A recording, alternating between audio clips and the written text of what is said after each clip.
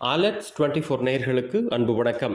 தமிழகம் 39, புதுவை ஒரு தொகுதி உட்பட 40 தொகுதிகளுக்கான பாராளுமன்ற தேர்தல் ஏப்ரல் 19ஆம் தேதி ஒரே கட்டமாக நடைபெற போகுது. 40 தொகுதிகளிலையும் கள நிலவரம் என்ன, வேட்பாளர்களோட பலம் என்ன, பலவீனம் என்ன, யாருக்கும் இடையே முதலிடத்திற்கான போட்டிங்கிற விஷயங்களை பார்த்துட்டு இருக்கோம். இந்த வீடியோவில் கிருஷ்ணகிரி நாடாளுமன்ற தொகுதியில் யாருக்கு வெற்றி வாய்ப்பு, அங்கே வேட்பாளர்களோட பலம் என்ன, பலவீனம் என்னன்னு பார்க்க போகிறோம். தமிழ்நாட்டில் இருக்கக்கூடிய 39 நாடாளுமன்ற தொகுதியில் 9வது தொகுதியான கிருஷ்ணகிரி தொகுதியில் ஊத்தங்கரை தனி தொகுதி, பர்கூர், கிருஷ்ணகிரி, வேப்பனஹள்ளி, ஓசூர் மற்றும் தளின்னு 6 சட்டமன்ற தொகுதிகள் இங்கு அடங்கியிருக்கு.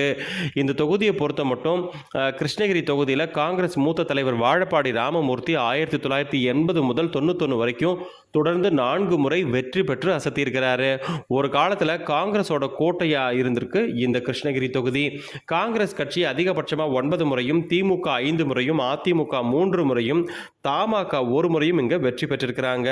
சுதந்திர போராட்ட வீரர் நரசிம்மனும், அதாவது சிஆர் நரசிம்மன், மகாராஷ்டிராவின் ஆளுநர், மத்திய அமைச்சர் என பல பொறுப்புகளை வகித்த சி சுப்பிரமணியம், வாழப்பாடி ராமமூர்த்தி, கேபி முனுசாமி அதிமுக, பர்கூர் தொகுதியில் ஜெயலலிதாவை வீழ்த்திய இஜி சுகவனம் போன்றோர் இந்த தொகுதியோட எம்பிக்களாக இருந்தவர்கள் ரொம்பவே பிரபலமானவங்க.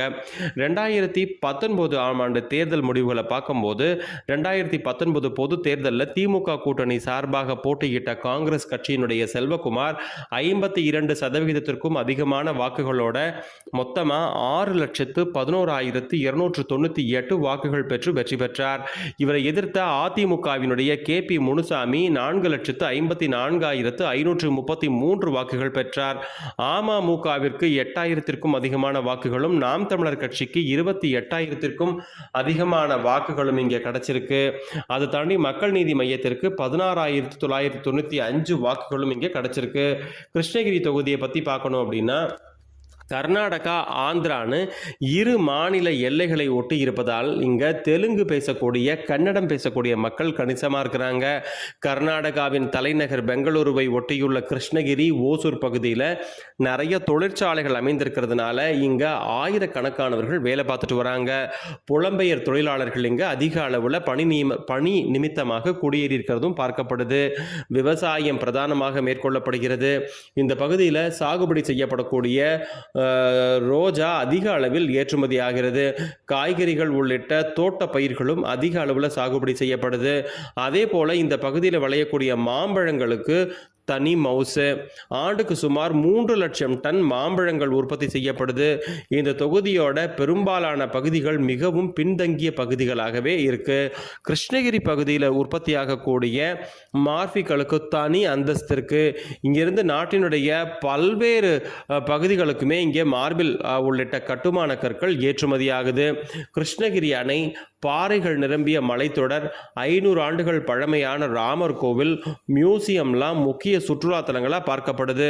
மொத்த வாக்காளர்கள் இங்கே எவ்வளோனா, 2024 வெளியான வாக்காளர் பட்டியலின்படி கிருஷ்ணகிரி தொகுதியோட மொத்த வாக்காளர்களோட எண்ணிக்கை 16,09,000. இதில் ஆண்கள்னு பார்த்தா 8,09,000, பெண்கள்னு பார்த்தா 8,02,000 பேர் இந்த தொகுதியில் இருக்கிறாங்க.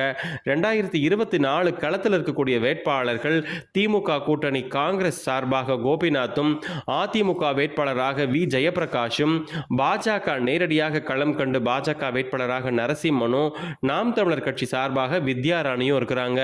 கிருஷ்ணகிரியோட கள நிலவரம் என்னன்னு பார்த்தா, கிருஷ்ணகிரியில் உள்ள 6 சட்டமன்ற தொகுதிகளில் திமுக, அதிமுக சமபலம் வாய்ந்ததா பார்க்கப்படுது. கடந்த முறை போலவே இந்த முறையும் திமுக கூட்டணியில் காங்கிரஸ் கட்சிக்கு இந்த தொகுதி ஒதுக்கப்பட்டிருக்கு. ஆனால் கடந்த முறை போட்டியிட்ட செல்வகுமாருக்கு பதிலாக இந்த முறை கோபிநாத் போட்டி போடுறாரு. இவர் ஓசூர் தொகுதியில் 3 முறை எம்எல்ஏவா இருந்திருக்கிறது திமுக கூட்டணிக்கு பலமாகவும் இவருக்கு உற்சாகத்தையும் தருது. அதிமுக சார்பாக ஜெயபிரகாஷ் போட்டியிடுறாரு. இவர் ஓசூர் மாநகராட்சி கவுன்சிலராக இருக்கிறாரு. அது மட்டும் இல்லாமல் மண்டல குழு தலைவராகவும் இருக்கிறது அவருக்கான பிளஸ்ஸா பார்க்கப்படுது. பாஜக சார்பில் நரசிம்மன் போட்டியிடுறாரு. இவர் இதே தொகுதியின் முன்னாள் எம்பி ஆவார். தமாக சார்பில் போட்டியிட்டு 1996 வெற்றி பெற்றவர். தற்போது தமிழக பாஜகவின் செய்தி தொடர்பாளராக இருக்கிறாரு. அண்ணாமலையினுடைய எண்மக்கள் யாத்திரைக்கு பிறகு இந்த தொகுதியில் பாஜகவினுடைய வாக்கு வங்கி உயர்ந்திருக்கிறதாகவே பார்க்கப்படுது. பல்வேறு ஊடகங்களும் கருத்து கணிப்புகளுமே தமிழ்நாட்டில் பாஜக இரட்டை இலக்கங்களில் வாக்குகளை பெறும்னு சொல்லி பாஜகவிற்கு மிகப்பெரிய தெம்பை கொடுத்திருக்கிறத பார்க்கும்போது கிருஷ்ணகிரி தொகுதியில் காங்கிரஸுக்கும் பாஜகவுக்கும் நேரடி போட்டியாகவே பார்க்கப்படுது. பாஜகவினுடைய கை சற்றே ஓங்கி இருக்கிறதுன்னு காங்கிரசினுடைய கை சொல்லிக்கொள்ளும்படி அளவான சூழ்நிலை இன்றைய சூழ்நிலைக்கு இல்லைன்னு தேர்தலுக்கு இன்னும் 10 நாள் இருக்கக்கூடிய சூழ்நிலையில இந்த சூழ்நிலை மாறுமா தொடருமா அப்படிங்கிறத நம்ம பொறுத்திருந்து தான் பார்க்கணும்.